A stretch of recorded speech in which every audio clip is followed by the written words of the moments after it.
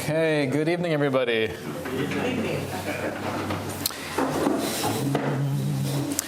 Hey, thank you to the Friedman Mishpacha and the Imiak Mishpacha for sponsoring this evening's shir. It is sponsored in honor of a refuah shalema for Dr. Imiak's mother, Fege Bas Bracha. Mitzvah Hashem are learning this evening, and the tefillos of the family and the community should serve as a source for refuah shalema b'korov mamish. I am so burnt out. I'm so done. So run down. We enjoy saying these things to some degree because it's also a badge of honor to let the world know, that my friends know how overworked I am, how busy I am, how important I am, how many people need me. But as of June 2019, the World Health Organization upgraded burnout from a state of exhaustion to a real syndrome.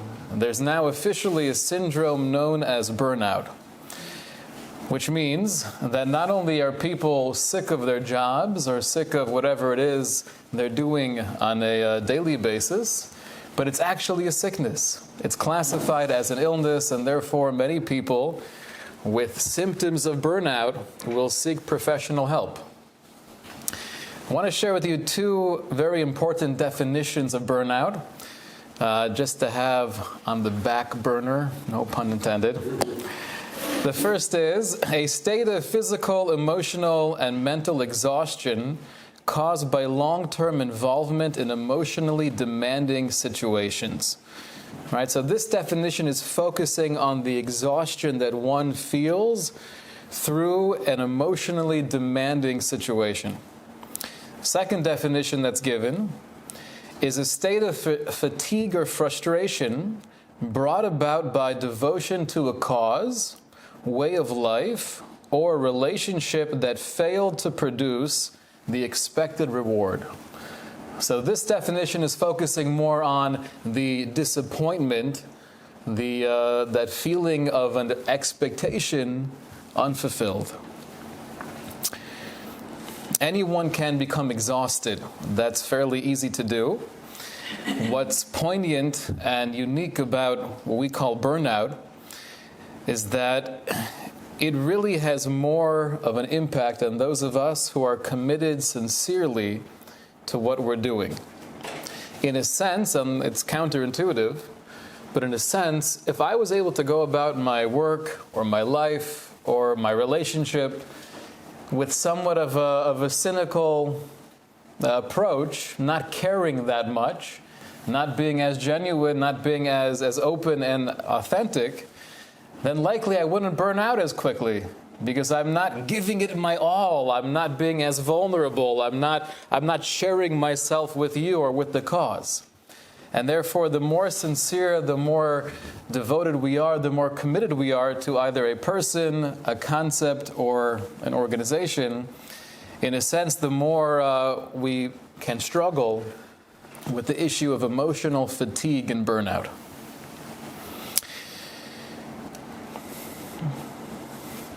Esav HaRosha, right? We know about Esav as being a very bad, very evil person.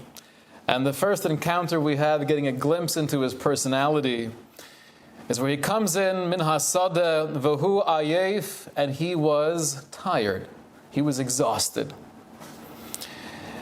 Esav says he sees the delicious stew that his brother's cooking. Right? Give me some of that red stuff. Ki oyef anochi, because I am again oyef. I'm tired. So Yaakov takes the opportunity to say, I would love to do so. You could sell me the bechorah. We'll make a deal. And Esav's response is, Hinei anochi holech lomos. I'm going to die. V'lama zeh li bechorah. And therefore, why do I even need the bechorah? Interesting response. I'm going to die anyway, and therefore, what's the need? What's the purpose of keeping the bechorah? Take it, it's yours, no problem, just give me that red stuff. Vayochel vayesh vayakam vayelech vayivez Esav esa bechorah. he sits down, he gobbles down the soup, and then v'yivez, he disgraces or he shuns whatever value that Bechorah had in his eyes previously. He basically convinces himself that it's worthless, it has no meaning. Why? Hinei anochi holech lamos, because I'm going to die. Why was he able to say, I'm going to die, and therefore devalue whatever that Bechorah actually was or could have been for him? Because ki oyef anochi, because I'm exhausted, because I'm tired. So this whole evolution of Esav giving up something so incredibly precious comes from the fact that he was oyef, that he was tired. What does it mean to be tired? I think we're all experts in the field, right? We could all complain about being tired. We've read studies before about how much sleep your average human being actually needs to function, and we're probably a good 2 or 3 hours less than that. So we know what it means to be tired in a physical sense. We know what it means to be drained emotionally. But if we look later on in the Torah, where it speaks about the mitzvah of remembering what Amalek did to Klal Yisrael, we see the exact same phrase used, right? This idea of being oyef, of being tired. And I think from this particular context, we have a deeper insight into what it means in general. The foundation, the essence of oyefus. Pasuk says at the end of Parshas Kitzetzei, that remember what Amalek did to you, asher karcha bederech, that he confronted you on the way as you were leaving Mitzrayim. Kol hanechashalim acharecha, all of the weak ones in the back of the camp. Va'ata ayef v'yageya, and you, the Jewish people, you were ayef, you were exhausted, right? You were worn out. V'lo yarei Elokim, and according to many, this last phrase, the pasuk means, and therefore you did not have the proper reverence of Hashem. This is how the Or Chaim understands this pasuk. Va'ata ayef v'yageya, you were worn out. V'lo yarei Elokim, and therefore, in that state of mind, you were not able to have real yiras shamayim. Listen to the way the Or Chaim explains that word ayef. Ayef adayin mishibud Mitzrayim. We were still exhausted, we were still tired from the subjugation in Egypt. V'yageya mitorach haderech. And the word yageya means from the journey, right? The shlep, the hassle of traveling. But ayef means we were exhausted because the shibud Mitzrayim, our slavery in Egypt. At this point in time, historically speaking, as we're leaving Mitzrayim, how long ago were we actually avadim in Mitzrayim? Was it that we were doing back-breaking labor and going through all of the torture and the inhumane treatment of slaves, and then just suddenly, with the snap of the fingers, we were able to leave Mitzrayim? That's not what happened. There was a long time from the point where there was no longer officially a shibud, we were not enslaved to Egypt, and rather we were standing on the sidelines, watching this incredible year worth of nisim, worth of the 10 plagues. Then the build-up to the Makos Bechoros, all of the nisim as we were leaving Mitzrayim, and then finally, as we're on our way, so we encounter Amalek, the nation that's main focus is somehow to fight against the HaKadosh Baruch Hu, and therefore to fight against the Jewish people who represent Hashem in this world. But the Or Chaim is saying the reason why they were able to attack us is because we were ayef, we were exhausted from the Shibud Mitzrayim that took place more than a year ago. So clearly it doesn't mean we were physically exhausted. Rather, it's defining the psychological state of the Jewish people. Even though we were so far past that particular horrific experience, but somehow that took a toll on our neshama. The psyche of every human being walking out of Mitzrayim, even though there was a sense of pride and a sense of excitement, deep down they were ayef, they were so tired, they were burnt out from everything they've been through.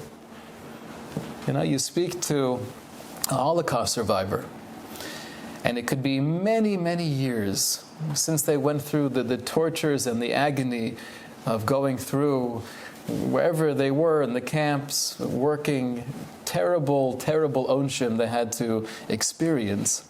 And now they have a family, able to rebuild their lives. They have children and grandchildren and great-grandchildren. They're not tired from the work, but it's always there. It's always part of them.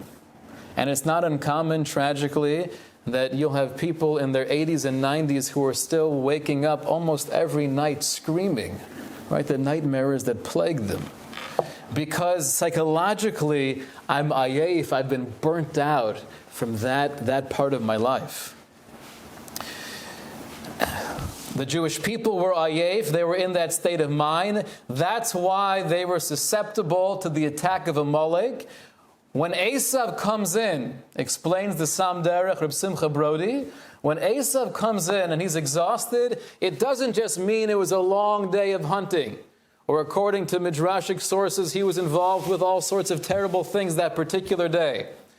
But it means he was burnt out of life. He was burnt out of the routine. He was done, and therefore he said, Hine anochi holech lomos, I'm going to die anyway. This whole thing is worthless. Life has no real purpose. You want the Bechorah, Yaakov? Take the Bechorah. Just give me the soup. I'm finished. I'm burnt out.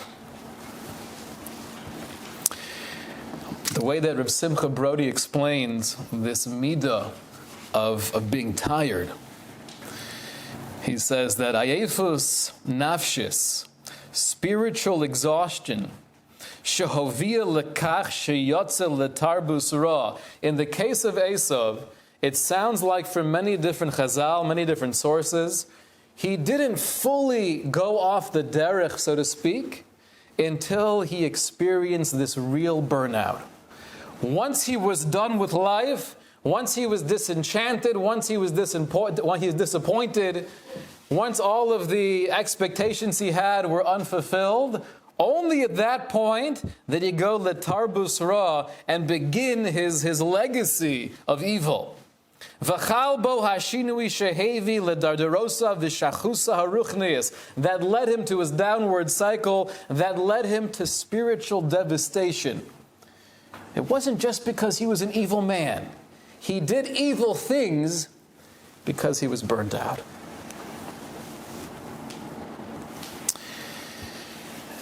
The Chovos Levavos paints a picture for us of what this may look like in our own lives.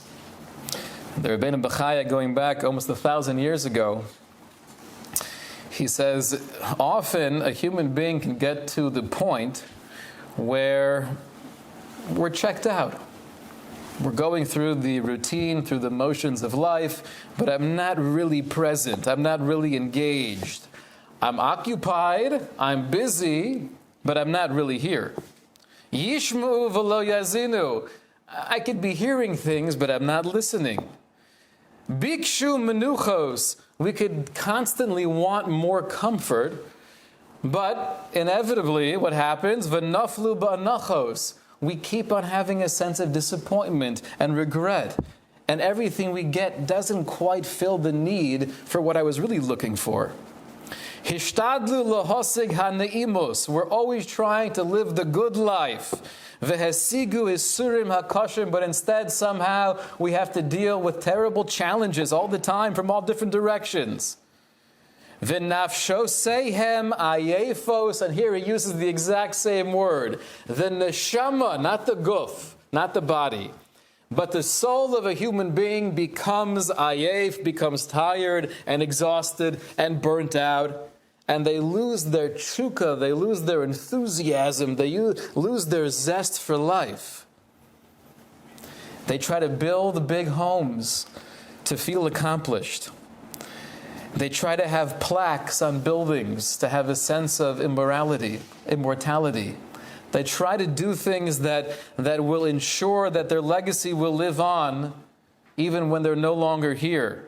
But he says in a very harsh, very powerful line, what ends up happening to most of us is, Kover kol ish mehem ovivu beno. We end up burying other people. We live through simchas, but then we live through tragedies. Shocheach kitzo, we forget about the fact that we're not going to be here forever. V'zocher ma'oyev, and the only thing that I could think about, the only thing that's on my mind is what I'm lacking, what I really need, what she has that I don't, his position that I'm still working for and I deserve more than he does. And therefore, we're oyev, we're just exhausted. We're done. We're burnt out. What I'd like to address briefly is what is the cause of burnout? What leads to those feelings of boredom, of emotional fatigue, to the point where, according to the Sam Derech, that was the pivotal moment in Esav's life. When he had Vayefos, when he was burnt out, then he was able to do anything and everything. And I think we've all been there before, right? We've all had those times where there are so many things that are bothering me, so many issues that may be annoying me. I'm feeling a lack of love, I'm feeling a lack of value. And therefore, when something happens, if it's at work, if it's at school with a friend, if it's with a spouse, it's not just the fact that you said something that I feel is insensitive, but you're awakening within me all of the other trauma that's going on in my life. And if I allow myself to respond to you when I'm ayef, when I'm exhausted, likely I'm going to end up saying something or doing something that I will regret later. One of the greatest tachbulos, one of the greatest practical strategies of how to deal with burnout is to validate ourselves that yes, it's normal. We're going to see momentarily that even great people experience this. But at least to have that little voice in the back of my head telling me, just don't mess it up. You know you're not who you want to be right now. Just leave that conversation and come back to it later. But what is the cause of burnout? I want to read to you something from Leo Tolstoy. This is a small essay he wrote called A Confession. And this is going back to 1884. He was 51 at the time, after already being a world-renowned, author, respected by his peers, admired by the masses. But he found himself going through somewhat of a midlife crisis. So he writes in this essay that I want to share with you an ancient fable that's been told now for hundreds of years of a traveler overtaken on a plain by an enraged beast. Escaping from the beast, he gets into a dry well, but sees at the bottom of the well a dragon that has opened its jaws to swallow him. And the unfortunate man, not daring to climb out lest he be destroyed by the enraged beast, and not daring to leap to the bottom of the well lest he be eaten by the dragon, he grabs onto a twig growing in a crack in the well and clings onto it for dear life. His hands are growing weaker, and he feels he will soon have to resign himself to the destruction that awaits him above or below, but he still clings on. Then he sees two mice, a black one and a white one, going around and round the stem of the twig to which he is clinging on and gnawing at it. And soon the twig itself will snap and he will fall into the dragon's jaws. The traveler sees this and he knows that he will inevitably perish. But while hanging on, he looks around and he sees some drops of honey on the leaves of the twig. He reaches towards them with his tongue and licks those tiny drops of honey. Says Leo Tolstoy, So too I cling to the twig of life, knowing that the dragon of death was inevitably waiting to me, waiting to get me, ready to tear me to pieces. And I could not understand why I had fallen into such torment. I tried to lick the honey which formerly consoled me, but the honey no longer gave me pleasure. And the white and black mice of day and night gnawed at the branch by which I hung. I saw the dragon clearly, and the honey no longer tasted sweet. I only saw the unescapable dragon and the mice, and I could not tear my gaze away from them.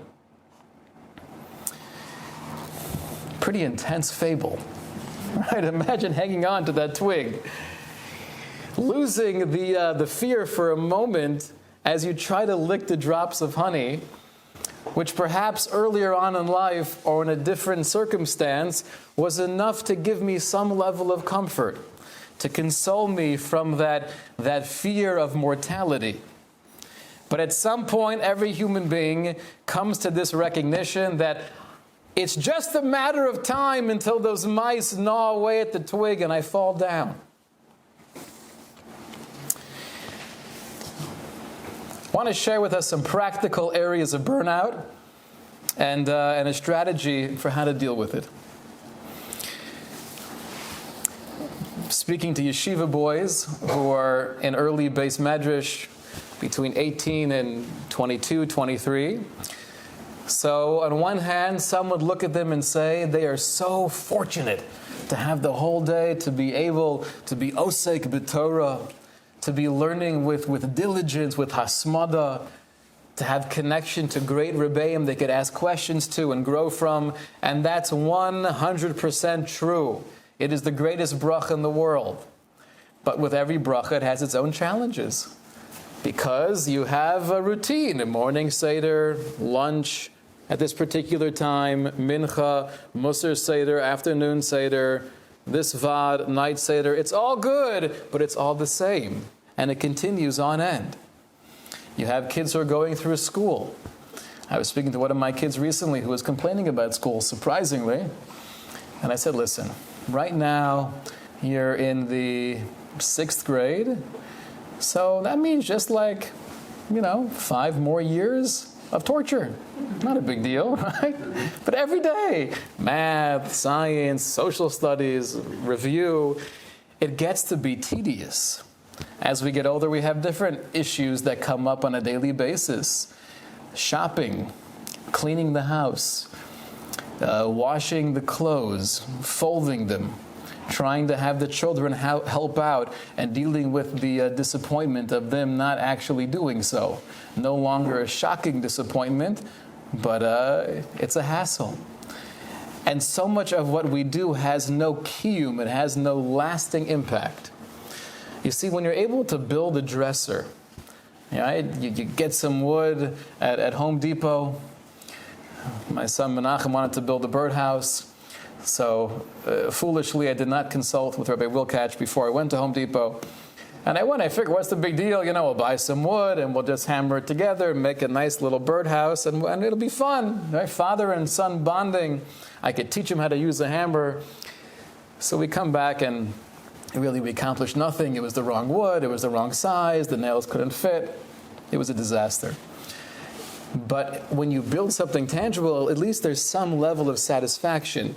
Most of our daily chores and responsibilities, they last for a moment until the house is dirty again, right? I could be making supper for the family, but then they eat it.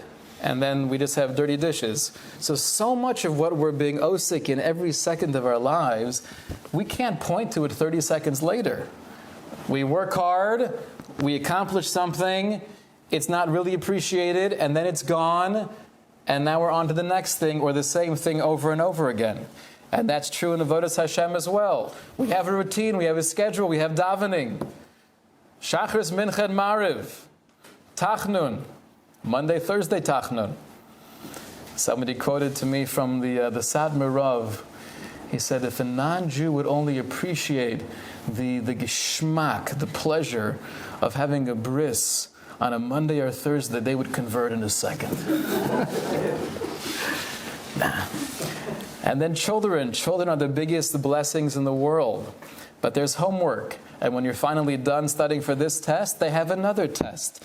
And there's siblings that are fighting, and their tuitions, and there's social interactions in school, and teachers, and complaining. And then as we get older, there are doctor's appointments.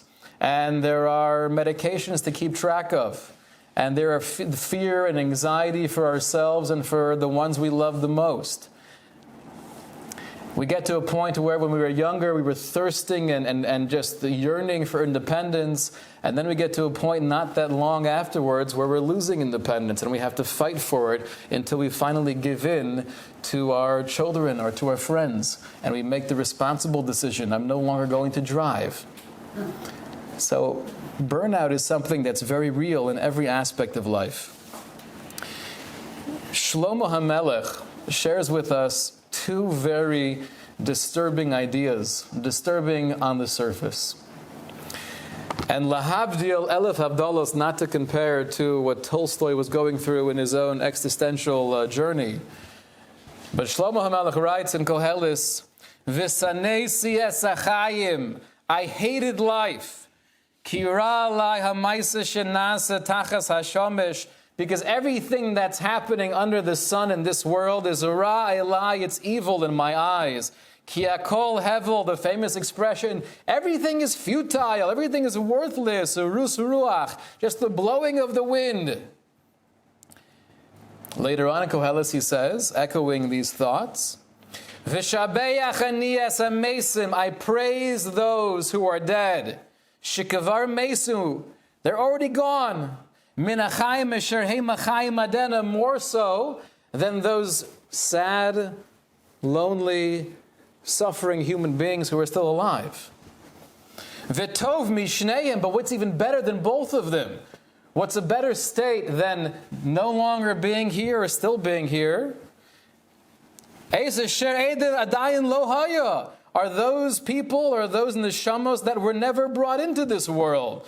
Lo ras emaisa hara asher nasa tachas hashamesh, and they never had to experience the evil that takes place under the sun. So reading this superficially, obviously reading any part of Koheles superficially is a bad idea, because that could lead us to a very warped understanding of the wisdom and the depth and the Torah of Shlomo HaMelech. But what do we do with these psukim?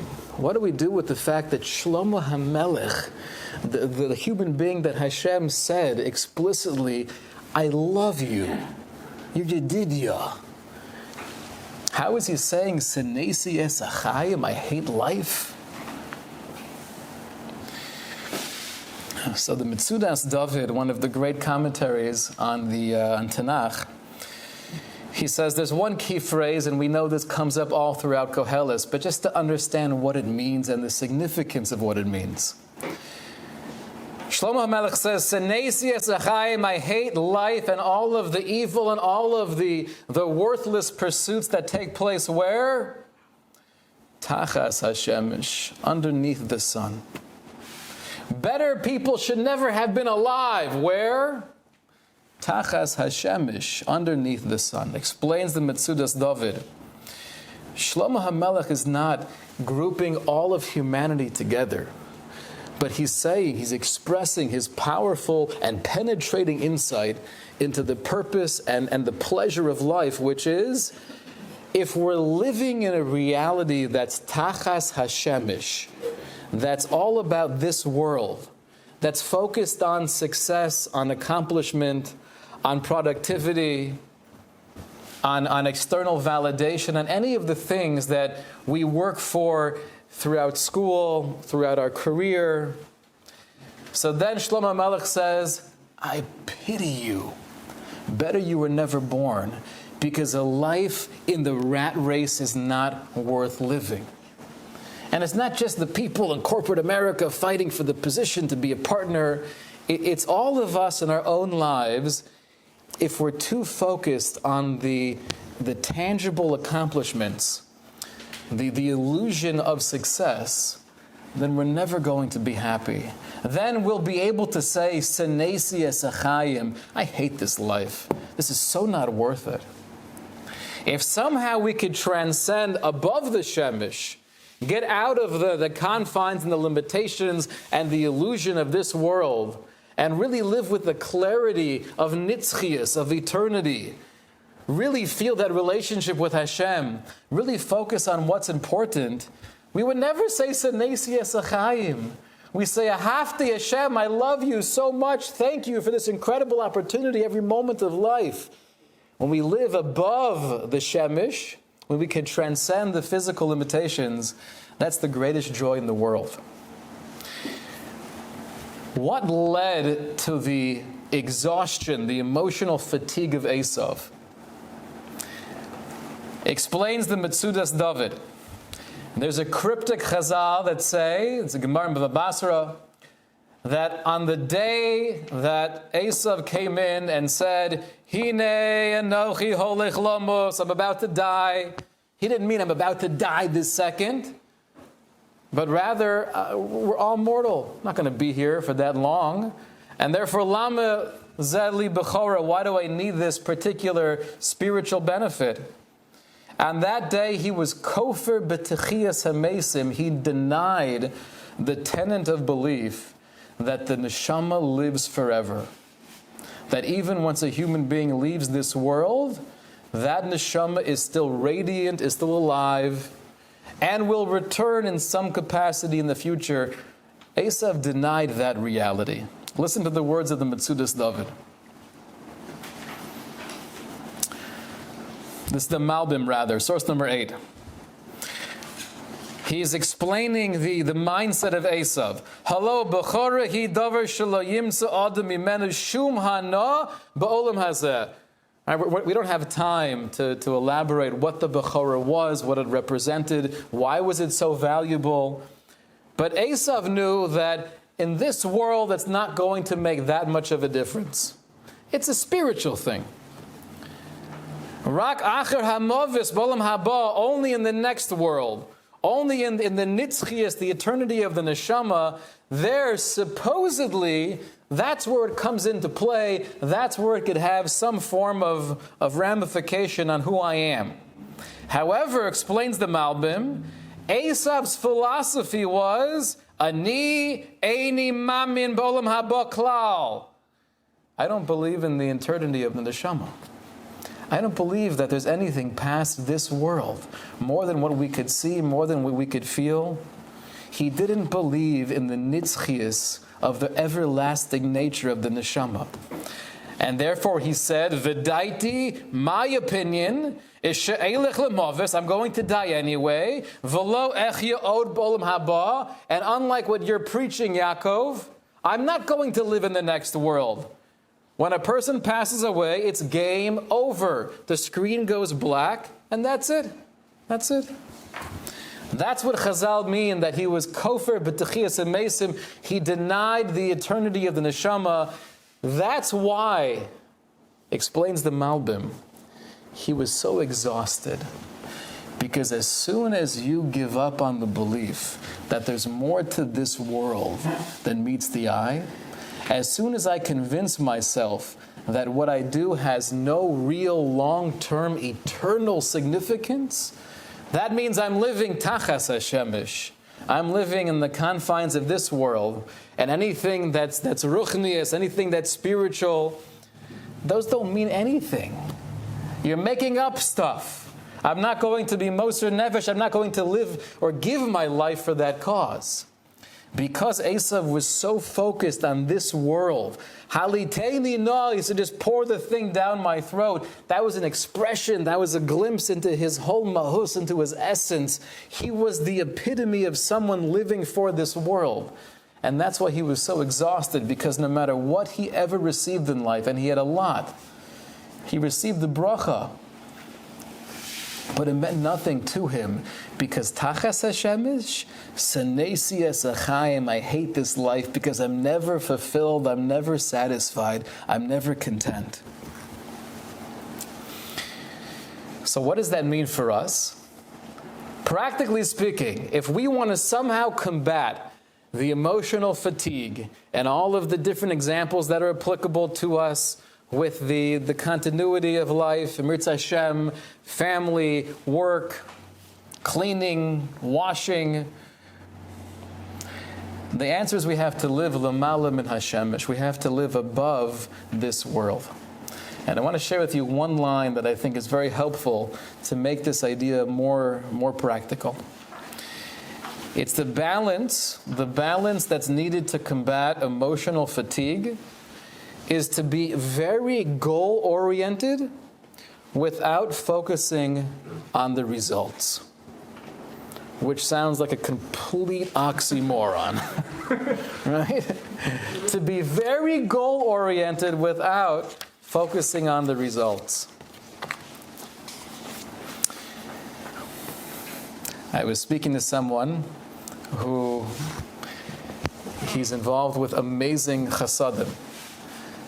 He's creative, he's generous, he gives up every second of his life to be helpful in many different ways to many different people. He's involved with the elderly, and he'll do things that most of us would shy away from. We'd be very hesitant. But if there's a need, and it's not just if he hears about the need, but he makes sure to be there to assess or even to discover the need of that person before they themselves are aware of it. But he shared with me that he is so exhausted and he's so burnt out. Right? So the answer is not as simple as long as you're doing mitzvos and chesed, then you'll never get burnt out. It's only when you're living a life of Esav in the extreme of living to get a new car and a new house, and then you'll be burnt out. That's not true. You could be doing the greatest chasadim. You could be saving lives, but you could still feel burnout. Why would I feel burnout if I'm accomplishing, if I'm transforming people, if I'm bringing simcha? Because I'm too focused on the result, but not enough on the goal of what I'm doing. And I want to explain that cryptic line. Yeshaya Hanavi, we know, gave every breath to Klal Yisrael. And he was trying to preach, trying to teach, trying to inspire tshuva amongst the nation to somehow avoid the eventual destruction of the Beis HaMikdash. When he saw, though, that all of his life's work was really not creating this dam to hold back the mighty river of idolatry that was leading to the end, he felt a real sense of despair. In Yeshaya, he says about himself, Va'ani amarti, that I turned towards Hashem and I said, L'rik yagati, I've toiled for nothing, for emptiness. L'sohu vehevel kochi chalisi, I have exerted all of my efforts, all of my koach, for nothing. Meaning to say, the Radak explains, that lo shavu Yisrael b'tshuva, they're not listening to me. They're not accepting my chizuk. They're not accepting my critique. And therefore, l'rik yagati, I've been working so hard for nothing. This is the level of despair that Yeshaya Hanavi was expressing intimately to Hashem. What was Hashem's answer back to address the emotional fatigue or the burnout of Yeshaya Hanavi? And he wasn't burnt out because he was just trying to get more money and trying to make a name for himself. Every moment of his life, every waking hour, he was just trying to bring Klal Yisrael back to tshuva. So what did Hashem say to address his burnout? Hashem answers back, Vayomer nokel miyosecha li'evid. Is it a small thing to be an Eved of Hashem? Are you taking it lightly that you're fulfilling my will? The Radak elaborates on what was Hashem's response. V'chi nokel hu miyosecha li'evid. Is that a kleinigkeit? Is that a small thing to be my Evid? Lo dai lecha bezeh, af al pi shelo yishmu elecha anshe dorcha. It's true, they're not listening to you. And many of them are mamish ignoring you. And some of them are making fun of you. And they're writing articles about you. And they're commenting on your things. And they're making fun of you. Says HaKadosh Baruch Hu, Af al pi shelo yishmu elecha anshe dorcha, dai lecha sha'asisa shlichusi. It should be it should be sufficient that you're doing my shlichus, that you're following my instructions, you're doing the Ratzon Hashem. The message that Hashem was sharing with Yeshaya was, you're focused too much on the results, not enough on the goal. What's the goal of everything we do? The goal of anything and everything we do is, I'm trying to do the Ratzon Hashem. What does that look like? Well, if I'm a mommy, part of the Ratzon Hashem is, whatever the arrangement is with the husband. But if I'm making dinner, that's the Ratzon Hashem. If the kids don't like the dinner, or they don't show up for dinner, and now all I have is leftovers that nobody's eating, and they're complaining about the leftovers, so that's the result. That's not my cheshbon. Okay, it's a bummer. It's a bummer. But that reflects nothing on me. I have to go to work. I see the same people every day. And this one particular guy in the cubby next to me, he's always super annoying. And I try to get the message across in a sensitive way, but he just doesn't get it. Okay, bring it back. What am I supposed to be doing right now? Right? If it's issues with children, if it's financial stress, if they're medical agmas nefesh things that are going on in my life, it's not about will this work? What will come from my efforts? Of course, it's so hard not to think about that because that's what we're trying to do. We're trying to make sure I could be there for my family. I'm trying to be there for my children, for my husband, for my friend. I'm trying to change the world. I'm trying to inspire. But let's say nobody cares what you have to say. Let's say your opinion falls on deaf ears. HaKadosh Baruch Hu would tell us, okay, the truth is that really doesn't matter. Lo alecha melacha ligmor. That's not your job to change the world. Your job is to do the Ratzon Hashem. It's something that's so incredibly simple hashkafically, but if we could really work on internalizing this paradigm shift, we would be so much happier.